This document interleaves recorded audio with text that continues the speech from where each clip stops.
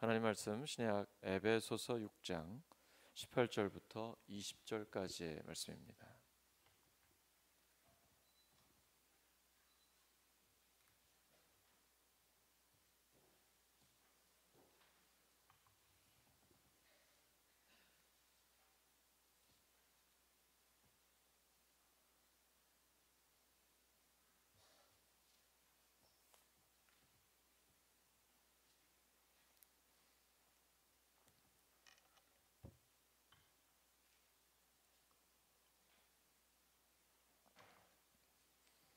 에베소서 6장 18절부터 20절까지의 말씀 우리 다 함께 읽습니다. 시작.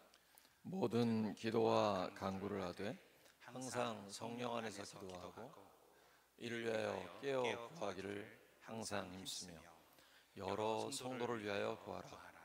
또 나를 위하여 구할 것은 내게 말씀을 주사 나로 입을 열어 복음의 비밀을 담대히 알리게 하옵소서 할 것이니 이 일을 위하여 내가 쇠사슬에 매인 사신이 된 것은 나로 이 일에 당연히 할 말을 담대히 하게 하려 하심이라. 아멘.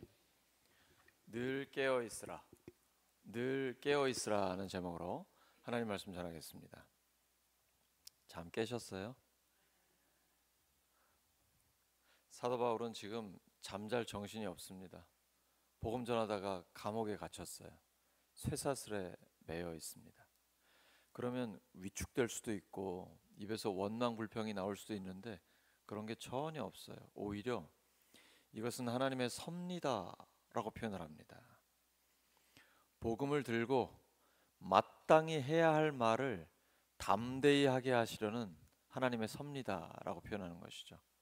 다른 이유 없이 복음을 전하다가 고난을 당하고 있거든요. 오히려 거기에서 더 담대해지는 거예요. 그리고 또한 성도들에게 부탁을 합니다.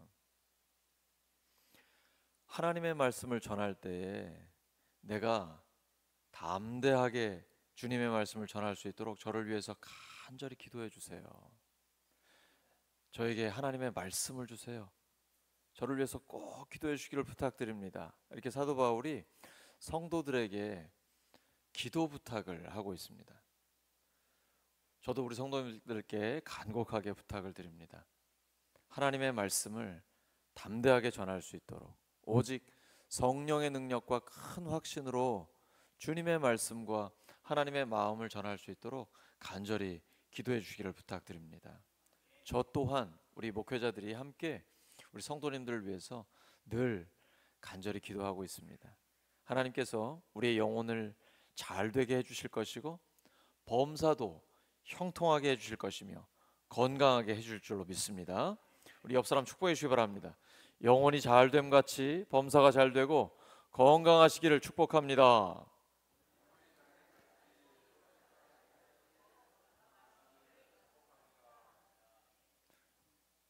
9월 한 달도 이러한 하나님의 복이 충만하게 임하시기를 예수 그리스도의 이름으로 축복합니다.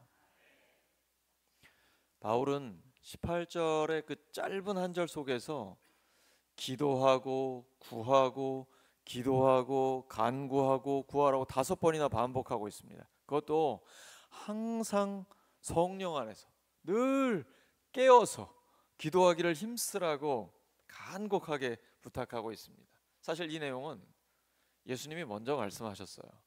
마태복음 24장에서 예수님이 다시 오실 때의 징조를 가르쳐 주십니다. 그러면서 늘 깨어 있으라고 말씀하고 계세요. 우리가 성령 안에서 기도해야 깨어 있는 기도를 할 수 있습니다. 이게 그냥 되지 않습니다. 우리 가만히 있으면 기도 안 하는 게 훨씬 더 편합니다. 힘써야 됩니다. 그 깨어 있음을 유지해야 합니다. 그때 하나님께서 우리의 기도를 통해 역사하시는 것을 우리 삶에 보여주십니다. 이 기도가 안 될 때 기도 생활에 문제가 있을 때마다 찾아오는 불청객이 있습니다. 뭘까요?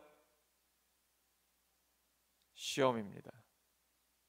그래서 예수님께서는 주기도문에서 시험에 들지 않게 하소서라고 기도하라고 말씀하고 계시는 것입니다. 우리 기도할 때는 항상 우선순위를 지켜야 합니다. 먼저 하나님의 나라와 하나님의 의를 구하는 것입니다. 하나님의 이름, 하나님의 명예가 높임을 받고 하나님의 뜻이 이루어지고 하나님의 나라가 임하게 해 주시옵소서. 그 다음에는 우리의 현실적인 문제를 가지고 간구해야 합니다. 일용할 양식, 이것은 우리의 현실적인 모든 부분을 하나님 앞에 가지고 나오라는 것입니다. 또한 인간관계 속에서 늘 용서가 있고 회복이 있게 하여 주시옵소서. 시험에 들지 않게 하소서. 악에서 구해 주시옵소서. 이런 구체적인 기도를 할 때에 하나님께서 응답해 주십니다. 사탄은 우리의 영혼을 늘 노리고 있습니다. 우리의 신앙생활은 마치 저 대왕암 앞바다에 떠 있는 배와 같습니다. 물론 거기는 잘 폭풍이 안 치지만 일본 앞바다라고 하죠. 거기는 태풍이 잦으니까 바다 위에 떠 있는 배와 같습니다. 언제 폭풍이 몰아닥칠지 모릅니다. 항상 깨어 있어야 합니다. 그때에 끊임없이 승리할 수 있는 것입니다. 사탄은 사람 많은 거 두려워하지 않습니다. 깨어있는 기도하는 한 사람을 두려워합니다. 그게 바로 우리가 되기를 예수 그리스도의 이름으로 축원합니다. 우리가 늘 깨어있을 때 사탄은 벌벌 떠는 것이죠. 저 인간 때문에 또 영혼들이 구원받게 생겼는데, 그게 바로 우리 한 사람입니다. 깨어있는 한 사람의 기도를 통해서 하나님은 놀랍게 역사하십니다. 하나님은 아무에게나 말씀하시지 않습니다. 늘 깨어있는 사람에게 말씀하십니다. 요즘 하나님의 음성이 들리십니까? 하나님의 말씀 들리시죠? 깨어있는 그 사람에게 하나님은 말씀하십니다. 예수님께서는 늘 깨어있으라고, 시험에 들지 않게 깨어 기도하라고 말씀하십니다. 근데 제자들은 실패했어요. 겟세마네 동산에서 잠들었습니다. 그래서 그들은 십자가 앞에서 다 도망갔습니다. 오히려 예수님 앞에 걸림돌이 됐어요. 하지만 예수님은 늘 깨어 있었기 때문에 바로 앞에 앞날에 어떤 일이 있을지 예견하고 계셨습니다. 이건 아무나 볼 수 있는 게 아닙니다. 깨어있는 영성을 가진 사람만 앞에 어떤 일이 일어날지 예측할 수 있고 볼 수 있게 됩니다. 예수님은 그러셨어요. 그래서 기도로 철저하게 준비하셨고 마지막까지 승리할 수 있었던 것입니다. 우리가 주님처럼 깨어있으려면 지켜야 할 것들이 있습니다. 세 가지인데요. 영적인 민감성, 영적인 집중력, 영적인 삶의 핵심입니다. 뭐라고요? 영적인 민감성, 영적인 집중력, 영적인 삶의 핵심을 붙들어야 합니다. 첫 번째, 영적인 민감성이 향상되어야 합니다. 우리는 지금 내 영혼의 내밀한 곳에서 어떤 일이 일어나는지 잘 보고 있어야 됩니다. 이 영적인 민감함이 무뎌졌을 때 어떤 현상이 나타날까요? 첫 번째는 회개의 문제가 일어납니다. 회개를 잘 안 합니다. 회개를 해도 형식적으로 합니다. 우리가 평생 신앙생활을 했기 때문에 회개를 기계적으로 합니다. 그냥 늘 하던 대로 습관대로 말로만 해요. 진심이 없어요. 이거는 문제가 생긴 겁니다. 영적으로 민감한 사람은 하나님 앞에서 나의 죄가 보입니다. 이 죄가 안 보인다는 건 지금 하나님 앞에 서 있지 않다라는 거예요. 영적으로 민감해지고 깨어있게 되면 하나님 앞에 내가 문제가 있다는 게 보여요. 자꾸 세상 속에 있으면서 때가 묻어요. 미디어만 봐도 죄의 유혹이 엄청나거든요. 악하고 음란한 세대예요. 죄에 물들지 않을 수 없어요. 그래서 기도하다 보면 하나님 앞에 내 죄가 보여요. 이거는 영적으로 깨어있다라는 증거입니다. 근데 그렇지 않으면 회개를 잘 안 해요. 회개를 하느냐 안 하느냐의 여부가 내가 영적으로 민감한가의 바로미터입니다.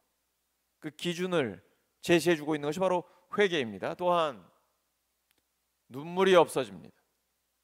작은 일에도 자꾸 낙심하게 됩니다. 별일이 아닌 것에도 쉽게 신경질을 내고 원망과 불평을 합니다. 그렇다면 영적으로 문제가 있는 것입니다. 감사가 사라져버리고 다른 사람을 자꾸 비난하게 된다면 이건 영적인 민감성에 문제가 생긴 거예요. 반대로 영적으로 굉장히 감수성이 생생하게 살아있을 때는 어떨까요? 말씀을 들으면 금방 깨달아집니다. 이거 나한테 하는 말씀이다. 들리는 거예요. 근데 이 영적으로 둔한 사람은 어떻게 되냐면 목사님이 나들으라고 하는 소리구나. 그럴 리 없어요. 그 한 사람을 위해서 목사가 설교할 리가 없어요. 모든 성도를 위해, 심지어 우리 유튜브로 공개되잖아요. 나한테 하는 말씀으로 들린다. 이건 하나님의 은혜예요. 와, 하나님이 나에게 말씀하시는구나. 이건 영적인 감수성이 아주 예민하고 깨어있다라는 거예요. 그래서 나에게 하나님이 말씀하여 주신다라는 것이죠. 또한 회개가 일어나고 감사가 넘칩니다. 우리가 기도를 하잖아요. 그때 감사가 저절로 나요. 저는 우리 교회를 생각하면 감사할 것밖에 없어요. 교회가 점점 더 좋아져요. 이게 언제까지 좋아질까? 하나님 감사합니다. 오직 하나님의 은혜입니다. 이거는 하나님의 초자연적인 역사요, 하나님의 기적입니다. 제가 제 아내나 제 목회자들이나 만나는 사람들마다 간증합니다. 우리 교회는 점점 더 좋아지고 있습니다. 너무 아름다워지고 있습니다. 건강합니다. 어제도 예배드리고 제가 인사하려고 우리 성도님들의 얼굴을 보는데 환하고 기쁨이 넘치고 한 10년은 더 젊어지시더라고. 우와, 하나님 감사합니다. 하나님의 은혜입니다. 우리가 기도할 때 감사가 저절로 나오고, 이거는요 굉장히 좋은 징조예요. 영적으로 감수성이 살아난다라는 거예요. 소녀의 감수성처럼 우리 처음 주님을 만났을 때 그 첫사랑이 회복되는 것처럼 영적인 민감함이 깨어나는 거예요. 이 하나님의 은혜예요. 너무너무 감사해요. 영적인 건강 상태를 알려주는 좋은 현상이 있어요. 그거 바로 감사예요. 내가 지금 비난하고 원망하고 불평하는가, 아니면 내가 끊임없이 감사하는가, 하나님 때문에 감격하는가, 하나님의 은혜 때문에 감동하는가, 이게 바로 내가 영적으로 깨어있는가 그렇지 못하는가를 재어주는 기준이 되는 것입니다. 감사가 넘쳐난다면 영적인 건강 상태가 아주 좋다는 그런 이야기입니다. 또한 근심할 만한 문제가 생겨도 주변을 탓하지 않고 자기를 돌아봅니다. 우리 사람들 중에 어려운 사람들 있죠. 피하려고 하지 마세요. 내가 이 목장에 있는데 그 사람 때문에 너무 힘들어. 다른 목장 가면 없을까요? 신기한 일이 일어납니다. 왜 그런 인간은 꼭 저기에도 있을까? 심지어 어떤 사람은 교회를 옮기는 사람도 있어요. 다른 교회 가면 없을까요? 어떻게 거기 가면 또 있지? 문제가 누구한테 있을까요? 나한테 있는 거예요. 나를 고쳐야 돼요. 나를. 어려운 사람, 힘든 사람을 만나잖아요. 그때는 하나님 앞에 기도하는 거예요. 하나님, 제가 저 사람을 위해서 기도하지 못한 것을 용서하여 주시옵소서. 그리고 축복 기도하는 것입니다. 예수님 말씀하셨잖아요. 너를 핍박하는 자를 위하여 기도하라. 우리 그거 할 수 있잖아요. 하나님 앞에 간절히 기도하는, 신기한 일 일어납니다. 내 마음이 변하고 그 사람도 변합니다. 관계를 회복시켜 주시는 하나님의 역사를 경험하게 되는 것입니다. 이런 삶이 바로 깨어있는 영성의 증거입니다.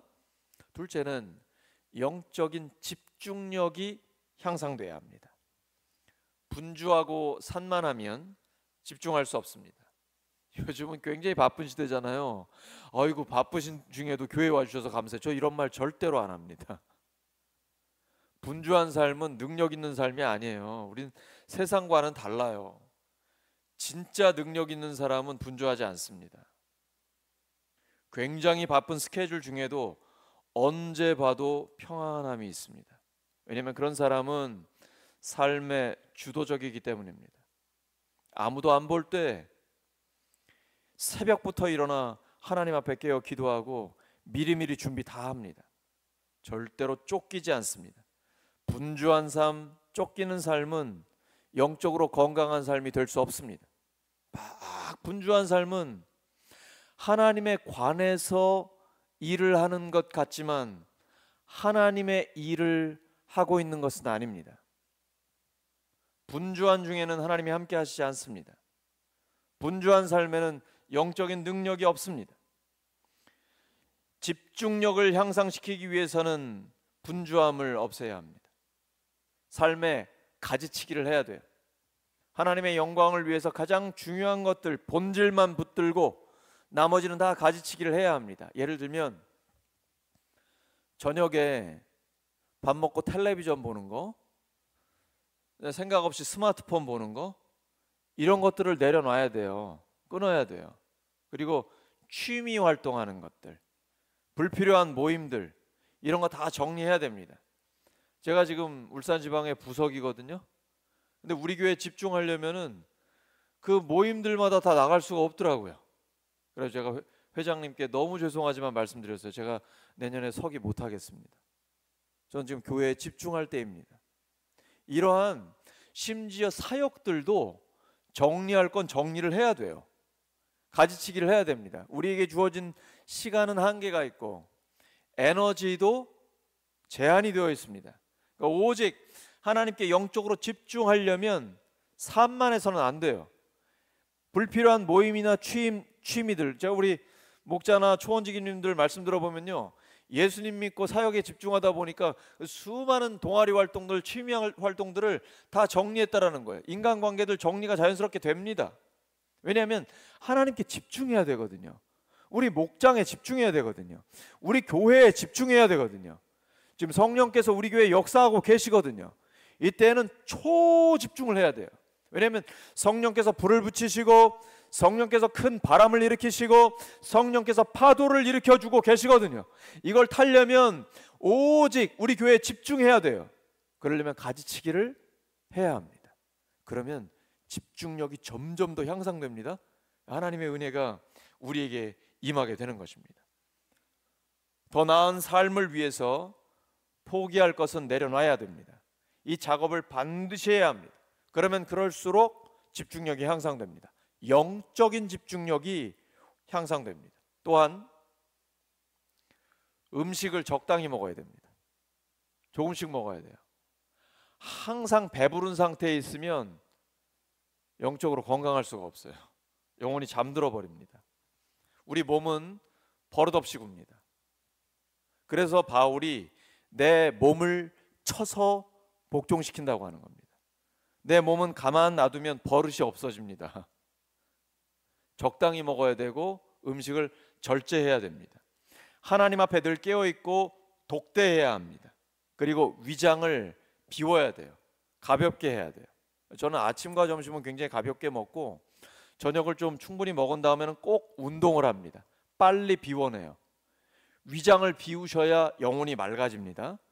그 상태가 유지가 돼야 하나님의 음성이 선명하게 들립니다. 늘 깨어있는 영성을 유지하려면 위장 관리를 잘 하셔야 됩니다.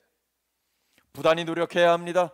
그렇지 않으면 이 세상의 마음을 뺏겨서 나도 모르게 영적으로 잠들고 심해지면 영적으로 죽어가게 됩니다.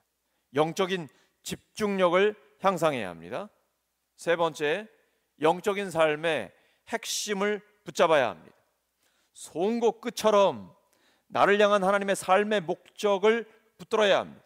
내가 하나님을 위해서 어떻게 살 것인가, 무엇을 해야 할 것인가, 이후에 나의 삶을 어디에다 투자할 것인가, 분명한 결정을 해야 됩니다. 육신의 정욕, 안목의 정욕, 이생의 자랑은 다 사라집니다.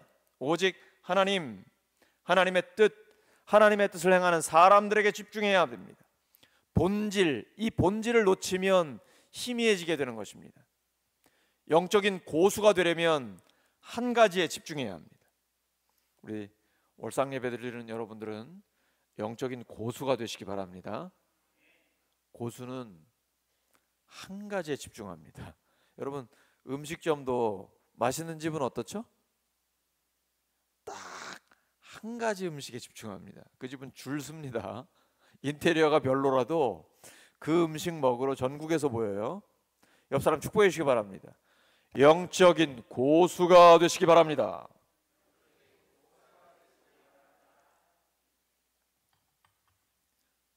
하나님은 우리를 영원한 일에 동참하라고 부르셨습니다. 영원한 일이 무엇입니까? 영혼을 구원하여 제자 삼는 것입니다. 우리는 주님을 위해 할 일을 명확히 정해야 합니다. 그리고 내 생명 다할 때까지 영혼을 구원하여 제자 삼는 일에 쓰임받게 하여 주시옵소서. 오늘도 기도하는 것입니다. 무엇보다도 영적인 집중력을 잃지 말아야 합니다. 그래야 영적인 야성이 살아나는 겁니다. 초대교회 성도들처럼 내가 하나님의 영광을 위해서 내 생명을 드리는 예수님의 증인으로, 예수님의 순교자로 살기를 원합니다. 아낌없이 내 삶을 주님 앞에 올려드리는 것입니다. 말씀 정리합니다. 하나님은 깨어있는 사람을 들어 쓰십니다. 영적으로 깨어있는 사람에게 하나님의 음성이 들립니다. 이 영적인 깨어있는 영성을 항상 유지하려면 세 가지를 지켜야 합니다. 영적인 민감성이 향상되어야 합니다. 영적인 집중력이 향상되어야 합니다. 영적인 삶의 핵심을 붙들어야 합니다. 늘 깨어있는 영성으로 건강하게 하나님 영광 위에 쓰임받는 우리 모두가 되기를 예수 그리스도의 이름으로 축원합니다. 함께 기도합니다. 하나님 아버지, 저희들 늘 깨어있는 영성 갖게 하여 주시옵소서. 영적인 민감성을 더욱 향상시켜 주시고 영적인 집중력을 더욱 높여주시며 영적인 삶의 핵심을 붙들게 하여 주시옵소서. 그래서 주님처럼 늘 깨어있어서 하나님 나라의 아름다움을 드러내며 죽기까지 영혼 구원과 제자 양육에 쓰임받는 저희들 되게 하여 주시옵소서. 예수 그리스도의 이름으로 기도드립니다.